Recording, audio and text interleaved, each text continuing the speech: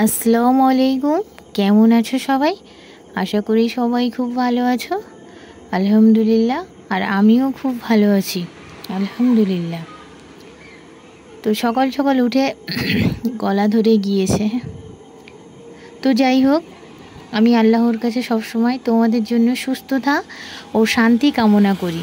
আল্লাহ যেন তোমাদের সবসময় সুস্থ রাখুক এবং শান্তি রাখুক। আলহামদুলিল্লাহ। মাশাআল্লাহ, আমার বাবুও সকাল সকাল উঠে গিয়েছে আর এখন বাবুর জন্য আমি খাবার তৈরি করছি।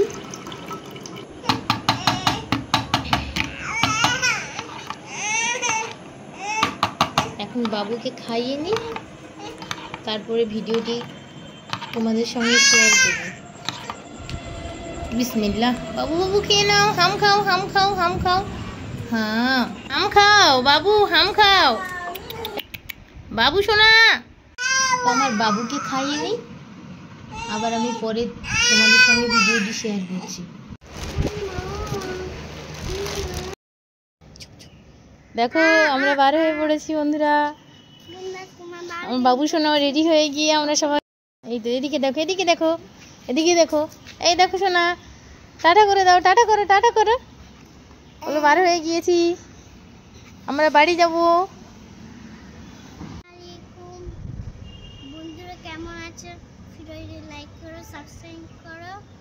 বলো আমরা বাড়ি যাচ্ছি, আমাদের জন্য দোয়া করো,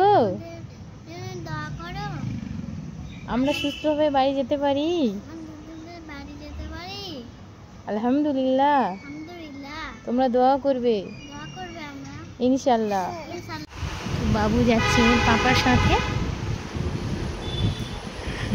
বাবু এখন যাবো বাড়িতে, বাড়িতে মানে শ্বশুর বাড়িতে না, যাবো বাবার বাড়িতে। তো দেখতে থাকো, আমরা ওর বাবা ওকে হাত ধরে হাঁটাচ্ছে। মাশাআল্লাহ, তাড়াতাড়ি হাঁটা শিখে যাক, তোমরা দোয়া করো আমার বাবু। তো দেখো এই রাস্তাটা অনেকেই চেনেন আর অনেকেই ও চেনেন। বালিগঞ্জ,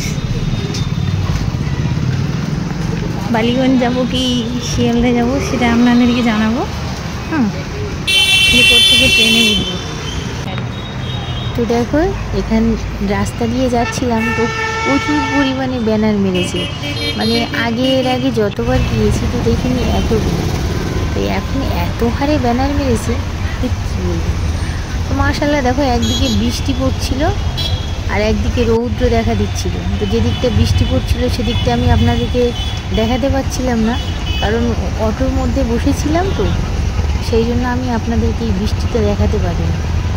তো যাই হোক, চলো, ট্রাফিক জ্যাম তো প্রচুর, চেতলা দিয়ে আর এই বালিগঞ্জ পর্যন্ত যেতে যেতে মাথা খায়।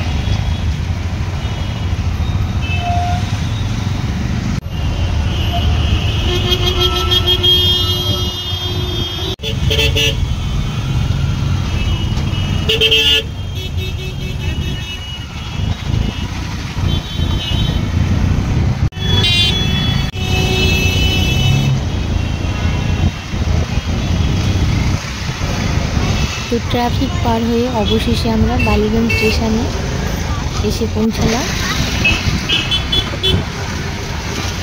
তো ওই যেদিক দিয়ে আমরা যাচ্ছিলাম এদিক দিয়ে তো চলমান সিঁড়ি নেই, তাই আমি আর আমার সোনামা আমরা পায়ে দিয়ে হেঁটে হেঁটে উপরে উঠলাম খুবই কষ্ট করে। আর এদিকে দেখো প্ল্যাটফর্মে না ঢুকতে ঢুকতে তো ট্রেনও ঢুকে গিয়েছে। আর আলহামদুলিল্লাহ আমরা ট্রেনেও সুস্থভাবে উঠে পড়েছি, কিন্তু ট্রেনে প্রচুর ভিড় ছিল, সেই কারণে আমি আপনাদেরকে দেখাতে পারিনি। মাশাআল্লাহ, বাইরের পরিবেশটা অসাধারণ ছিল, খুব ভালো লাগছিল আকাশটাকে, আর প্রাকৃতিকের সঙ্গে সব কিছু খুব সুন্দর লাগছিল। তো সেই জন্য আমি এটা আপনাদেরকে তুলে দেখাতে আমার ইচ্ছে হলো, তাই আমি আপনাদেরকে দেখালাম। তো দেখো একজনকে একটু পয়সা দিলাম, তারপরে জানালা দিয়ে তো ভালো লাগছিল, তো দূরে বসেছিলাম, তো জানালা দিয়ে দেখা যাক একটু ভিডিও করি। তারপরে ভিডিওটি ভালো আসছিল না বলে তো তার জন্য আমি আর জানালা দিয়ে ভিডিও করলাম না। মাশাআল্লাহ, আল্লাহর সৃষ্টি অপরূপ সুন্দর। তো প্রাকৃতিকের সঙ্গে আকাশটাকে যেমন সুন্দর দেখাচ্ছিল সেই জন্য আমি আপনাদেরকে দেখাবো বলে তুললাম ভিডিওটি। তো সত্যি খুব সুন্দর লাগছিল, আমি জানি না আমার কাছে খুবই সুন্দর লাগছিল তাই আমি তুলেছি। মাশাআল্লাহ অসাধারণ লাগছিল, আল্লাহ সব কিছু সৃষ্টি করেছে। তো দেখো জলাজমিগুলো কি সুন্দর দেখাচ্ছিল, জমিতে ধান গাছও বসানো হয়েছে আর বগও ছিল, কিন্তু আমি বগটা জুম করে আপনাদেরকে দেখাতে পারলাম না। হ্যাঁ, আমি ট্রেনে যাচ্ছিলাম তো, আর আমার ছোট বাবু আমার সঙ্গে ছিল, এই জন্য আমি ঠিকঠাক দেখাতে পারলাম না। তো অবশেষে খুব সুস্থভাবে নেমে এলাম ট্রেন থেকে। তো এখন চলেছি ক্যানিং স্টেশনে। তো মাশাআল্লাহ ট্রেন থেকে নেমেই আমার চক্ষু চড়ক গাছ, এই বাচ্চাদেরকে নিয়ে এত ভিড়ের মাঝখানে কি করে যাব। তো খুব কষ্ট করে বাচ্চাদের সঙ্গে করে নিয়ে আমি অবশ্যই ক্যানিং প্ল্যাটফর্ম এলাম। তো দেখো এইখানে বাইরে দিয়ে আকাশটাকে খুব সুন্দর লাগছিল, আর আমি আপনাদেরকে দেখাবো বলে এটাই তুলেছিলাম, যেটাই যে ক্যানিং প্ল্যাটফর্ম বা ক্যানিং স্টেশন আপনারা যেটাই বলতে পারেন।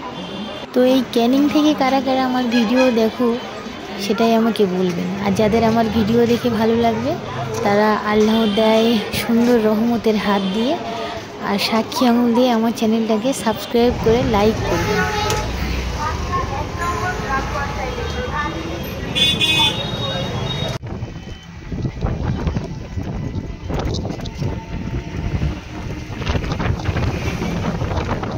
আর আমার চ্যানেলটিকে এত বেশি সাপোর্ট করেছেন, তো তার জন্য আমি আপনাদের কাছে শুকরান বা শুকরান লাকা।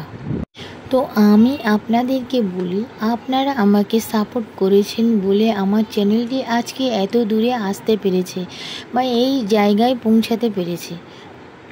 তো এটাই হচ্ছে আপনাদের কাছে পাওয়া একটা বড় ভালোবাসা আমার চ্যানেলে।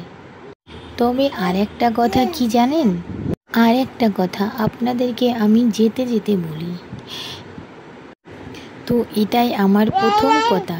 গত একটা বছরে আমরা আপনাদের কাছ থেকে যে পরিমাণে ভালোবাসা পেয়েছি তার জন্য আলহামদুলিল্লাহ।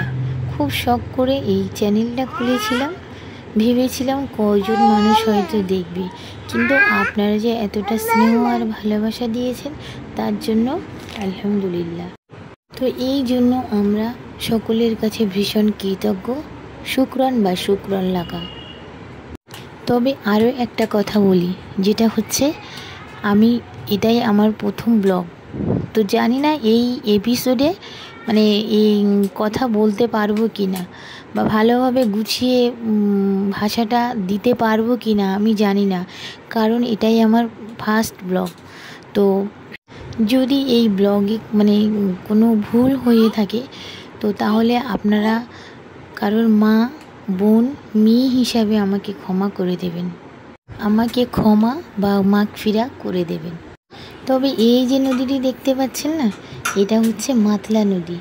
দুই পাশ দিয়ে নদীর বইছে, মাঝখান দিয়ে পলি জমি গিয়ে তার উপরে গাছ পড়েছে। তবে এই নদীটা যখন ব্রিজ হয়নি তো তখন এই নদীটি অনেক চওড়া ছিল। আমার বাবার কাছে, দাদুর কাছে, মায়ের কাছে শুনেছিলাম। তো অনেকে এই নদীতে মানে নৌকা তখন ডুবে যেত, অনেকে নদীর স্রোতে চলেও যেত, শুনেছিলাম যেটা, সেটাই আমি আপনাদেরকে জানালাম। তো অবশেষে সব কিছু ফেলে আমি আমার গ্রামের রাস্তায় চলে এলাম। তবে যেতে যেতে আমার এই একটা জিনিসের দিকে খুব চোখ পড়েছে, কি জানেন, এটা আমাদের ছোটোবেলার স্মৃতি। ছোটোবেলায় না এই শামলা গাছগুলো ফাটিয়ে আর হাড় করে আমরা গলায় পরতাম। তো এই স্মৃতিগুলো আমি কখনো ভুলতে পারবো না। তো দেখে আমার খুব ভালো লাগলো, তাই আমি আপনাদেরকে দেখালাম। আর রাস্তার দুপাশ দিয়ে দেখো কত হলুদ ফুল ফুটেছে, কি সুন্দর দেখাচ্ছে। তো চলো আস্তে আস্তে বাড়ির দিকে যাওয়া যাক, কারণ তো আমার স্নেহ মায়া মমতায় ভরা তো এই রাস্তাগুলো বা আমরা। তো দেখো যেতে যেতে আমার খুব ছোটোবেলার স্মৃতি মনে পড়ে গেল। তো যখন ছোট ছিলাম আমার বাবা তখন শামলা কিনে আনতো, আর এই শামলাগুলো পুকুরে হতো আর আমরা ওই দিয়ে হার বানিয়ে গলায় দিতাম, ঠিক। তো দেখো আমার এই খুব ভালো লেগেছে আজকে এই শামলা গাছগুলো দেখে, তো আপনাদেরকে তাই দেখালাম। আর রাস্তার সাইড দিয়ে যে হলুদ ফুলগুলো ফুটে আছে এগুলো কি ফুল তো আমি জানি না, খুব ভালো লাগছিল বলে আমি তুলে আপনাদের কাছে শেয়ার করলাম। তো অবশেষে বাড়ি পৌঁছে এলাম। তো ফ্রেশ হয়ে আপনাদের সাথে আবার দেখা হচ্ছে। তো দেখো বাড়িতে নেমেই দেখলাম যে বাড়ির সামনে খাসি বাঁধা আছে, কারণ একটা খাসি নয় 3টে খাসি বাঁধা আছে। তো এইখানে আমার আব্বু 2টো বেঁধে রেখেছে, আর একদম রাস্তার কাছে দেখো ওইখানে একটা বেঁধে রেখেছিল। এই 3টে খাসি বেঁধে রাখার কারণ কি জানেন?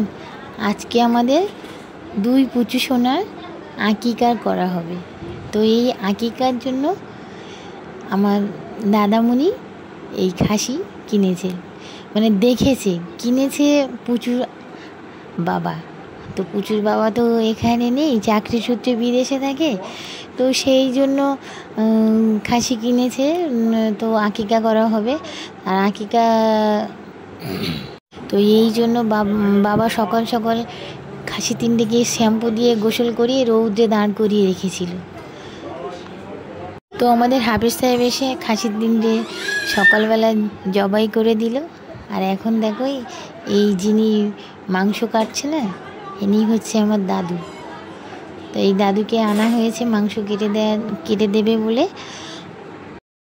লাহাম আদান বা খাসির মাংস এখানে রান্না করছে পুচু সোনার 2 আঙ্কেল বা খালু বাবা। তো আমাদের পুচু সোনার বয়স মাত্র 21 দিন আজকে। তো আজকে ওদের আকিকার কাজ সম্পূর্ণ হয়ে গেল। তো আমার এই পুচু সোনাদের দেখাবো আপনাদের অন্য কোনো এক ব্লগে। আমার এই ভাষা বা কথা বলার মাঝখানে কোনো যদি ভুল হয়ে থাকে তো আপনারা আপনাদের মা, বোন এবং মেয়ে হিসাবে আমাকে ক্ষমা করে দেবেন। তো আগামী দিনে আপনারা যদি আমাকে সাপোর্ট করেন তাহলে আমি তো অসহায় যদি আমাকে পাশে রাখে। তো দেখা হবে আবার পরবর্তী এপিসোডে। আজকে এই পর্যন্ত। সবাই সুস্থ থাকবেন, ভালো থাকবেন, আর আমার ছোট্ট বাবুদের জন্য দোয়া করবেন। আসসালামু আলাইকুম, আল্লাহ হাফেজ।